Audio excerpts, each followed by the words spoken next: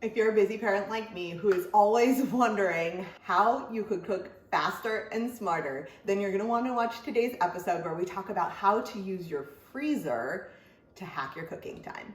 Hey there, I'm Amy. I'm a natural food chef and mom of 2 boys, and every week I'm coming at you with a new video about feeding your family well in less time. And I'm so excited because this week I have a special guest who's gonna talk to us about saving even more time than I'm usually saving you by using your freezer to do it. My guest is Kate Hall. She's right up here. You can check her out. And she has an Instagram page called The Full Freezer that I'm going to link to for you in the notes down below. But most importantly, today she's going to let me pepper her with all the freezer questions that you and I have, because admittedly, as much as I love fast cooking, the freezer in my house is highly underutilized unless you count freezing some chicken that I didn't get to before it was about to go bad, or having frozen pizza as having a stocked freezer. I'm guessing that's not what you define as a stocked freezer, Kate. No. Not so much. I mean, the chicken's good, but you know, there's so much more. So much more. Okay, so before we get into the so much more, which we are absolutely going to do, tell us a little bit about you. So where do you live? What do you do? And how the heck did you get into being so passionate about a freezer? Sure. So my name is Kate. I run the Full Freezer, as you said, and I'm based near London in the UK, originally from the north of England. And I am a mum of 2 kids, busy like you, stressed out like you, and I got passionate about freezing food basically through my mum. I was ill quite a few years ago, so this is over a decade ago, and my mum came and filled up my freezer with loads of yummy batch cooked meals. And it made me realize how convenient it can kind of, you know, make life, that you don't have to think so much about food every single day. And I did that myself. I picked up what she did and I ran with it for probably about 14 years after that. So whether it was when I was single and I wanted variety, or whether it was when I met my partner and we didn't want to have to cook in the evenings, we had busy jobs, and then we had my daughter and I didn't want to cook because we were tired. But then when I had my son, I found that having 2 small kids around, the whole reality of trying to batch cook became a lot more complicated. You know, instead of you just having to deal with sort of one crying baby, you've got a crying baby and a screaming toddler. And it just makes it really difficult. And I went through a phase where I kept trying to buy in food so that we could batch cook, and you know, I could have that variety and nice healthy meals and the convenience. And I would essentially just end up watching the food go off in my fridge. Like I swear, I thought, you know, that feeling like you think your fridge is a time machine, like maybe if you close the door and reopen it, those strawberries are going to be less gone off. Like that chicken won't, it's fine. If I just can't see it, it will be fine. Yeah. And funnily enough, that never worked. And yeah, so I just kind of had a light bulb moment when I was on maternity leave with my son, and I was trying to do this cooking and I was wasting all this food. And I thought, if I can freeze the meals, surely I can freeze the ingredients.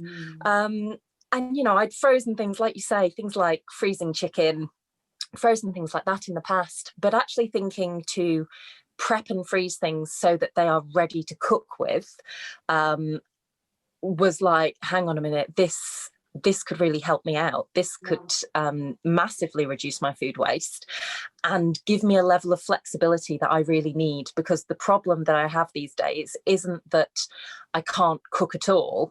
It's that I don't have big blocks of time. I only have 5 minutes here, 5 minutes there. So for me, the realization that I could chop up an onion and freeze it, or chop a bag of onions, you know, 5-10 minutes, work my way through it, and then freeze those in a way that I can just grab what I need when I need it, it was a really, really good realization. And the more I started doing it and talking to other people about it and sharing what I was doing, the more it's sort of caught on, and has snowballed into a business, which is great fun, really. I love this. I love it so much for multiple reasons. One, because like, who doesn't love hearing from someone who solved the problem that they themselves have and that they can solve for you. So like all of these things that you're saying are exactly what I hear from my audience all the time. Like they have the best intentions, they want to cook, they think that they should do this thing called meal prep. Here is very popular, where you kind of like cook everything at the beginning of the week and you package all up and then you never have to think about food again. And it's so beautiful. It's such a wonderful, fantastic idea. And if you can make it happen, it's amazing.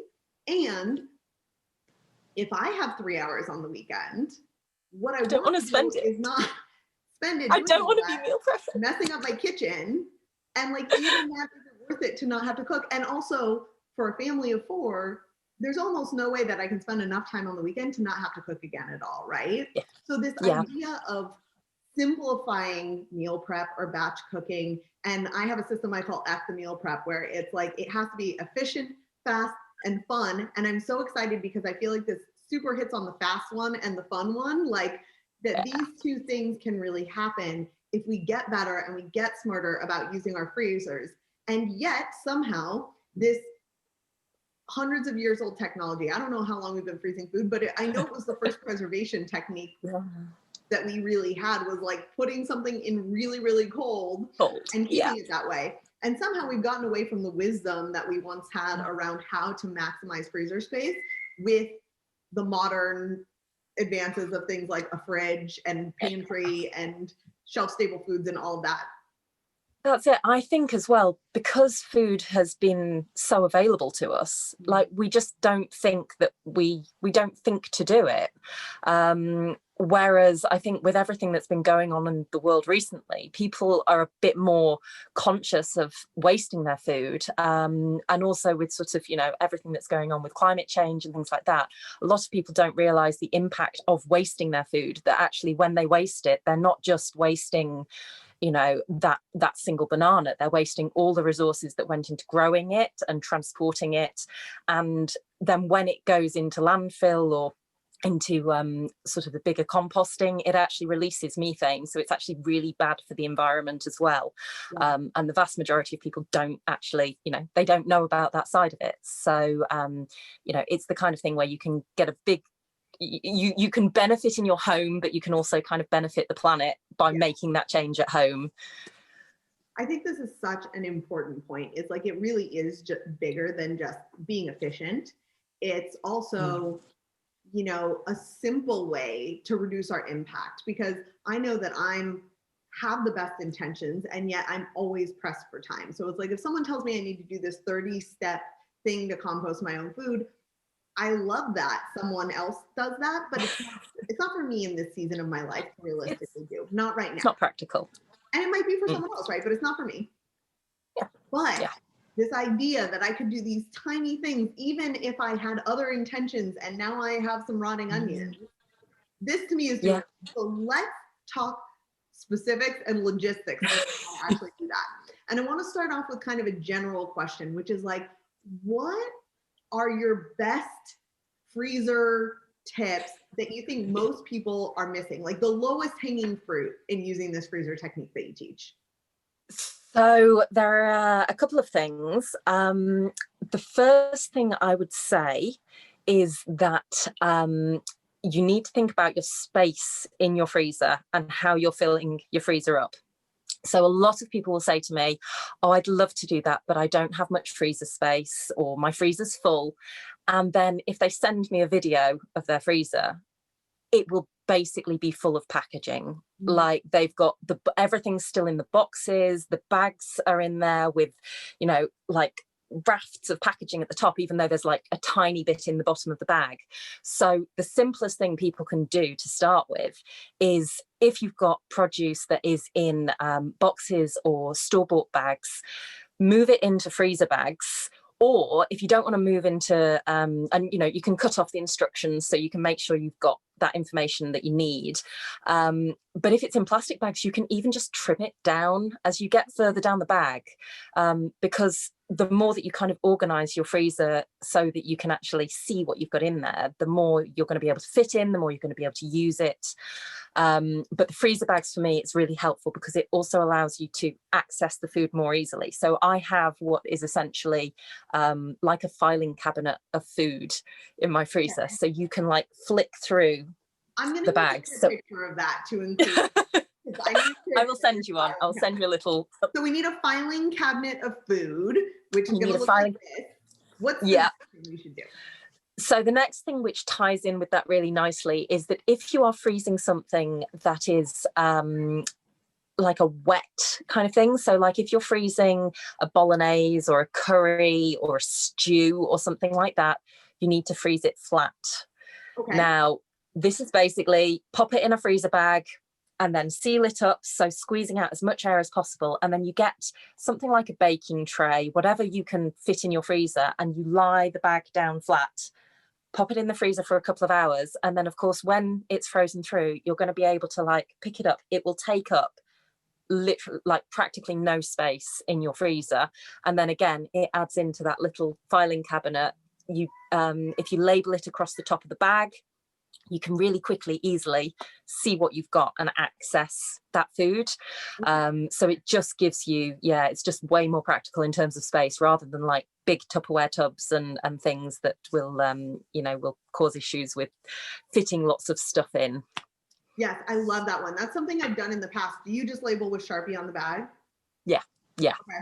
And here's a real question. Do you have like one small freezer? Or do you have multiple freezers? So to be fair, I do have. So I've technically got 3 freezers, but one of them is literally like an ice box. Okay. So that ice box is kind of what I use now as my like flat freezing space. Okay. I do have one more tip as well, which I use that space for. The other freezers, one came with the house, so it's like an integrated freezer, and the other one was one we brought when we moved. So I am very blessed to have a lot of freezer space. But what I hear is that these tips work no matter what you have, right? Like you're going to because the space you have. That's it, because it is very much that even if you've only got a small space, you might as well use it more effectively. And my opinion on it is as well that it's worth knowing this stuff, because once you know it, that information can't be taken away from you. Just because you've not got a lot of freezer space now doesn't mean that you won't one day. So if you know how to approach it when you do get a bigger freezer, if you do, then it's helpful to know, and it's good to teach your kids too, because it's useful information for them. So the third tip that I wanted to share was just open freezing. So open freezing, this is such a game changer if you tend to waste a lot of fruit, or if there are veggies that you like to use for things like stir fries, or those kind of quick like dishes that you cook on the stove. So open freezing is essentially preparing, so it might be like washing your fruit or drying or chopping it up, or your veggies or whatever, and you lay them out on a tray so that they're spread out, so they're not touching each other.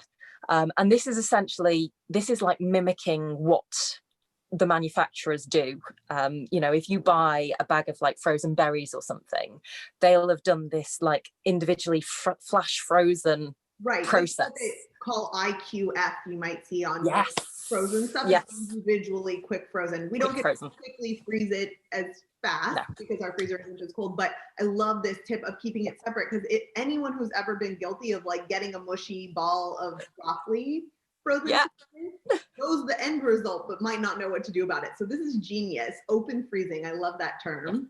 Do you cook like your broccoli and stuff before you freeze it, or you just freeze it? So it varies from, so the fruit can just go straight in the freezer, but you're right, vegetables generally should be blanched before they go into the freezer. So that's essentially just boiling water, the food goes in, comes out after, it's usually between 1 to 5 minutes, depending on what it is. And then it needs to be drained and go straight into some ice water to stop it from cooking. And you can get away with some vegetables, you don't have to bother blanching. So things like peppers, onions, I don't bother blanching. We call them spring onions, but I think they're spring onions here too, but they're like green onions or scallions. Green onions. Scallions, that's the word I was thinking. I knew that there was a US version. I think peppers for you, Bell peppers are Bell peppers. something. Oh, no, we call them bell peppers. You call them bell peppers. I'm sure there's another word as well. I know what you're thinking of, but bell peppers would be the most common. Yeah, is okay. Okay, that's good. Yeah, so I think anything, almost anything that you would just throw into a stir fry is, you know, you don't really need to blanch it. Things like root vegetables or sort of those starchier kind of veggies, then usually you're best to blanch those, just because it stops. There are enzymes in the vegetables which make them degrade in the freezer, and you might find that the quality when you actually try to cook it, it's not as tasty, the colour might be off, the texture might be off. So I mean, I have a general rule of thumb that you can kind of get away with just throwing things in the freezer, and then when you cook them, if you think that didn't really work, then try blanching it next time and see if you're happier. Like if it's a choice between it going in the bin or, you know, like it going in the freezer, then always the freezer. Perfect. So there's nothing dangerous about it. It's much more about just kind of the end result quality that you're getting. Yeah, totally. When it comes to blanching. Test it out and learn. You don't have to be afraid, right? Yeah. You just try it. Just see what you think. Or they can go to, I'm going to include all the links for your pages, because you have like this amazing thing where you can I freeze it is what you call it. Yeah. Where you cover all of this so we don't have to have as many fails. Yeah, totally. So all of the Can I Freeze It videos on Instagram and on YouTube are all under a minute, and it takes you from that view of what's the food, can you freeze it, and the answer is yes for all of them, just to be clear. Otherwise I would have a rubbish YouTube channel. And then basically like what you need to do, and then just some ideas of how you can actually use the food after you freeze it, because obviously if you just freeze a load of food and then like throw it out after, you know, 3 years, then that is not any better. Like you might as well have not bothered. You just took up space. So while we're on this subject, I need to know a couple of your funniest freezer fails. Like what has gone terribly wrong? Because there's got to be something. I'll try and think of some that I can share too, because I'm definitely. Yeah, I mean, I did have a fairly epic freezer fail when we moved into this house, and our freezer is situated next to kind of the end of the kitchen, next to the curtains. And I managed to, instead of closing the freezer fully, I shut the freezer on the curtain and defrosted my entire freezer. Which I won't lie, I cried. Like I full on. It's like losing breast milk. I would cry too. It was absolutely devastating. I mean, the only bright side with it was that because you know, I've kind of got friends in the area, I basically just messaged everyone and was like, guys, who wants their dinner for tonight? Because as long as it's, so if you've defrosted food, as long as you're eating it within 24 hours of it having defrosted, it's perfectly safe. Right. So I just like drove around my neighborhood and gave loads of food out. Is there anything you've tried freezing that just like came out and you were like, oh gosh, I will never do that again? I mean, you must have learned the hard way, right? Yeah, teriyaki sauce, that doesn't freeze. Okay. That really doesn't freeze. I think there's too much sugar in it. Okay. I also I want to tell you a freezer win, because it was really random. That I froze some custard. Okay. Like store-bought custard over here. I don't know if you guys have ambrosia custard, but it's a real English kind of pudding, and actually froze it as ice cubes and just ate the ice cubes frozen, and they were delicious. Okay. I think bit random. That would be called pudding, which is not pudding that you have. Yeah. You know, a pudding cup, like chocolate pudding, right? Yeah. Sort of a little bit looser, but yeah. And in ice cubes, it sounds just like ice cream almost. It's like a that's it. It is. It's really tasty. So I admittedly don't use my freezer nearly as much as I should, except like I said, to throw some stuff in there and like to have backup things. Like we have some gnocchis and stuff that are really tasty, and I don't make those myself. I just buy them at the store and then I throw them in there for like really quick meal nights. But in the past, I have had some success. Well, I always freeze bananas that are going bad, because for some reason bananas always go bad, and they're amazing for smoothies, but you need to peel them first, because I once tried freezing them with the peel on and they turn black, and then you cannot peel them. So take your time, peel them in the bag. that was my first lesson. And then a win was I had some like leftover wine, and I didn't want to drink the wine. Yeah. Kind of cooking wine. And so I was like, what if I froze this? And then I can just throw it in when I'm making like, a beef dish or like short ribs or something like that, where you need wine and then you're like opening a whole other bottle. And listen, I'm always happy to drink it, but sometimes you're just like annoyed. I don't need it. Yeah. I love the freezing wine thing, which was a tip that I had, along with freezing things like ginger and extra tomato paste from a can. And chipotle in adobo is like an excellent thing to freeze because it breaks apart really easily. And you need like one in a whole can. And then you're buying all these cans for the one time that you're using it. So those are my biggest wins. Yeah, I always love the wine one because we don't really drink white wine, but I always put white wine in risotto. Yeah. So for me, being able to just grab a couple of cubes of wine is, total win. Total win. Do you have a favorite ice cube freezing mechanism? I have one. Let me see if I can find it. Hold on. Well, you say yours. I'll see if I can find mine. Yeah, I absolutely do. Unfortunately, mine's downstairs, but I've got one that is... it's got rigid sides, and then the bottoms are silicone, and it's got a plastic lid. So you can really easily push the stuff out. I'll send you a link. It is really good. Is this all silicone one? I think this is Tovolo, and I'll put the links down in the show notes so folks can find what we're talking about. I have this one, and then I have a bigger one for like, I would do the wine in the bigger cubes because I usually need a couple tablespoons of it. This is about a tablespoon, but it's amazing for things like pestos and stuff to just like throw it in here and then freeze it. But those are like, I think those are tips that like most people might have an idea of, and maybe they just need to get over the hump of trying it. But you have some like pretty ingenious things that I was like, Kate, I don't think you can freeze that. And then you showed me that so we're coming up on Thanksgiving. Tell me about potatoes, because this blew my mind. In my mind, I learned a rule in my culinary program that like there are a few things that you can't freeze at all that aren't going to work. And it's like eggs, unless they're baked. Milk like often separates, and that potatoes just like change texture completely. So tell us your secrets. So all three of those you can freeze. You can absolutely freeze. Okay. So I will start with the potatoes, as that's the requested one. So the key with potatoes is that you do have to do a bit of prep work before you freeze them. So for things like with Thanksgiving coming up, roast potatoes, you essentially just do what you would do. So you get them peeled, chop them, and then you cook them, not fully, but like I think about 6 minutes on a rolling boil. Sorry, in a pan of water. Okay.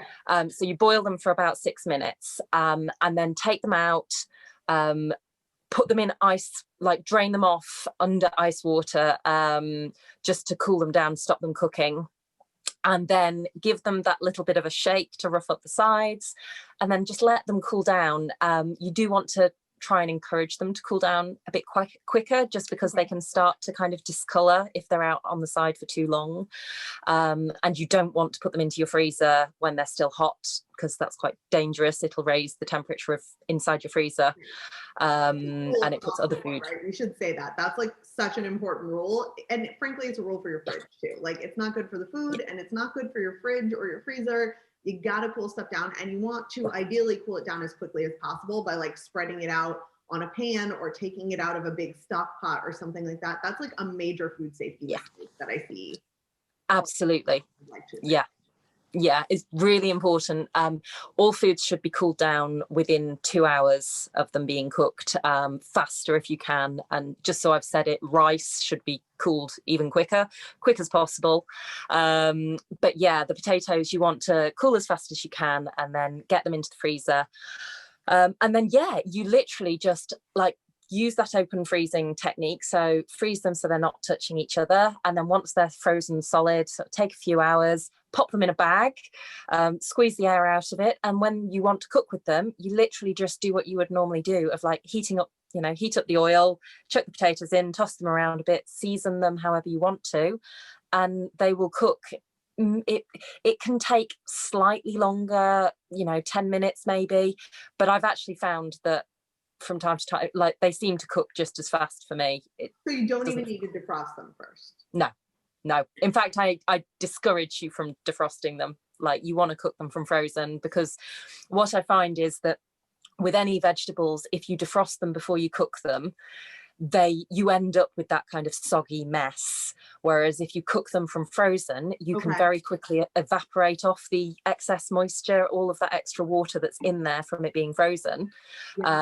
So you actually end up with a crispier vegetable if you cook it from frozen. Okay, interesting. So this is so new yeah to me. And with the potatoes, you could also mash them. So again, if I've got a bag of potatoes that I know are going to go off, I will just mash the whole bag and then separate them into portions and do that flat packing.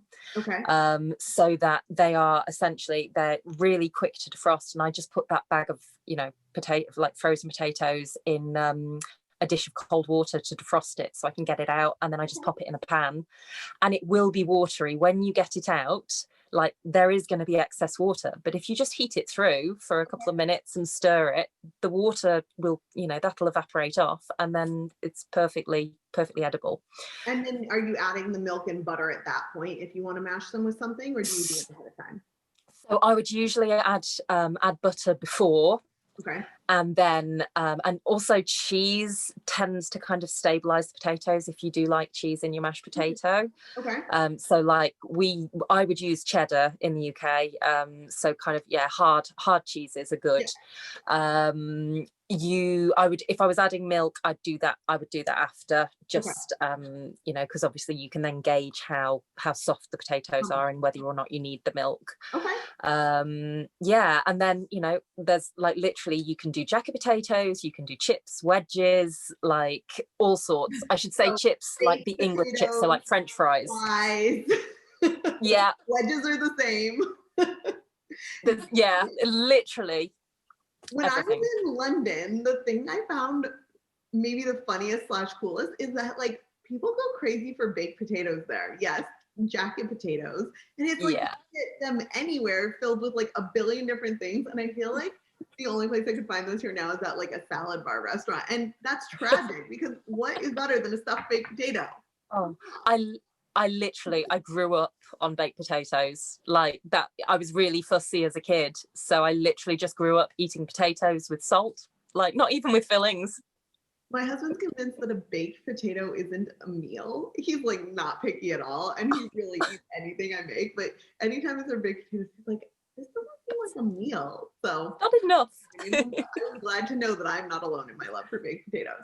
Okay, neither here nor there. Give us a couple other of your best tips for freezing that people can get started with, because then I want to send them over to you because there's just like way too much to cover here today.